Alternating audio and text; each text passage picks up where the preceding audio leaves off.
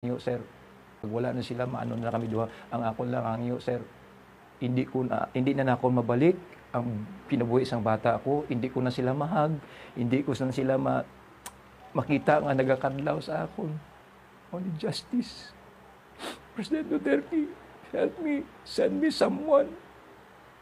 Kung sino man ang pwede makahatag sa amon sang justice as soon as possible. Amuna na ang pwede namon.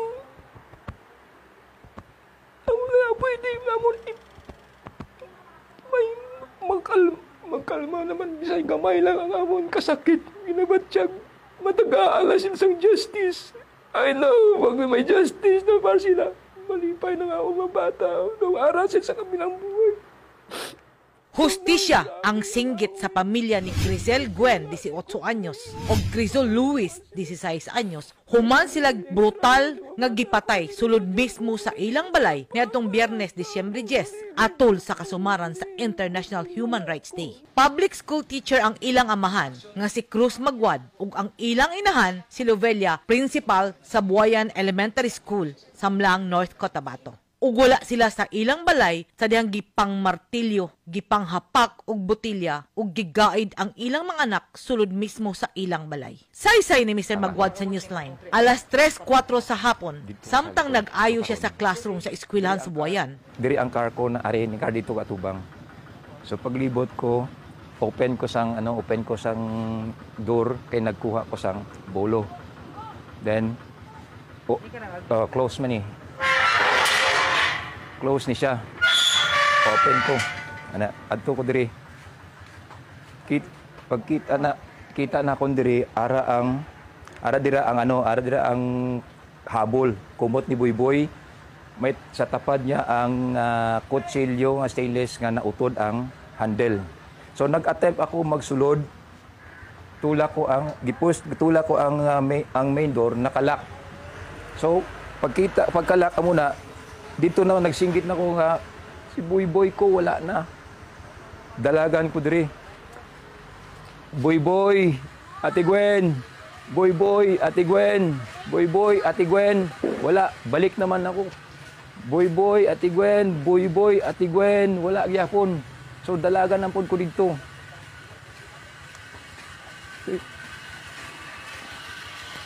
Singgit na po ko, Boyboy, Ate Gwen. Boyboy, Ate Gwen, Janice, wala.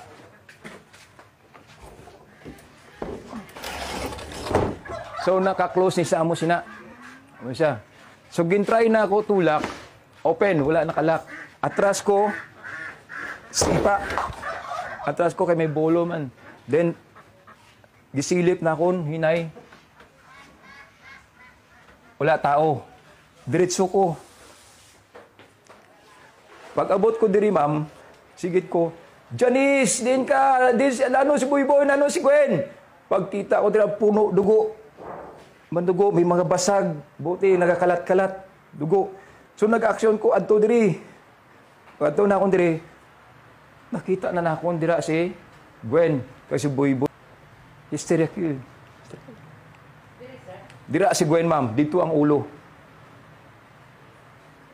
Saysay sa igsuon ni Mrs. Magwad nga nagtrabaho sa Soko, gipang tabas ang dalunggan ni Crizel Gwen ug makita sa iyang lawas nga lagom ang iyang kamot nga manifestasyon nga misukol kini sa mga suspects. Gani wala siya mo apil sa investigasyon kay dili niya kaya tan-awon ang brutal nga kamatayon ni Crizel Gwen ug ni Crizel kon Boyboy. Lagom na og giamigas na ang lawas ni Crizel pag-abot sa iyang papa. Samtang kang Crizel, prisko pa ang dugo. Adunay mga anggulo nga away sa yuta ang motibo apan saysay sa igsuon ni Mrs. Magwad. Dugay nang nasangat sa korte ang kaso ug husgado na ang bahala niini.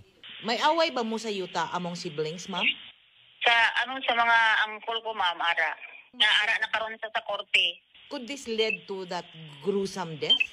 Ay, dili, ma'am, dili po na siya maano sa mga tito namon nga mag-abot po sa puto nga mo sila. Base sa nakita sa Soko, dunay komprutasyon nga nahitabo atol sa krimen. Akong gipangutana si Mr. Magwad, kinsa ang nanag-iya sa martilyo, baseball bat ug kutsilyo nga gigamit sa krimen. So, ang martilyo, probably ako ato siya nga gamit. Bag-o pa to, ginagamit na kunto siya dira sa pamanday na kun dira sa likod sang balay. Kaya pamanday ko ma'am sa mga kubo-kubo, mga bangko made of bamboo. So gipahipos to siya ni Mrs., gipalimpyo ni Mrs. dira kay may bisita kami mag-abot. So ang naghipos is si Gwen lang kag kanong si Janice. Si Gwen nga bata ko kag si Janice na among school girl. Sila lang nakabalo kundiin atong martilyo.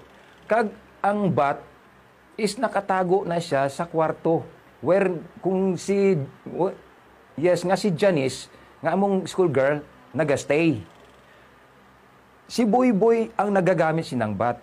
Pero that time kay wala pa man sing preparahan siya, natulog si Boy diri sa couch. Dunay usa ka survival sa krimen nga atong nganlan og Christine. Dili iyang tinuod nga pangalan. Usa ka working student sa pamilya Magwad. Mismong ang biktima nga si Crisel Gwen ang mihangyo sa iyang pamilya nga kuhaon kini kay nagtubo kini sa usa ka orphanage sa North Cotabato. Si Christine ang nagpost sa social media nga nangayo og tabang alas 3:04 sa hapon. Siya usab ang nagpahibalo sa chatroom sa pamilya nga gisulod ang ilang balay alas 2:58 sa hapon. Saysay sa Soco ug sa PNP, nahitabo ang krimen bandang alas 2 sa hapon. Kay alas 3, nagresponde na ang kapulisan og Soco. Lagom na ang dugo sa lawas ni Christine ug giamigas na kini. Ug ang katunga sa iyang lawas, gitabunan og tuwalya nga nakapalibog sa pamilya kung kinsa ang mitabon niini human sa krimen. Maglima ka bulan pa lang si Christine sa pamilya Magwad. Apan, sa unang bulan, nawad-an og 10,000 ang pamilya Magwad nga halin sa ilang baboy ug didto kini nakita sa iyang backpack gitago sa lubot niini pagkahuman gitahi og balik. Sa dihang gipakita kang Christine ang kwarta, igo lang kuno kining mihilak ug mihangyo pa si Crisel Gwen nga ilang pasayloon ug kalimtan ang tanan. Nasayod ang mga miyembro sa pamilya Magwad nga nagloan ang ilang pamilya dili pa lang dugay apan walay nasayod kung asa kini gibutang.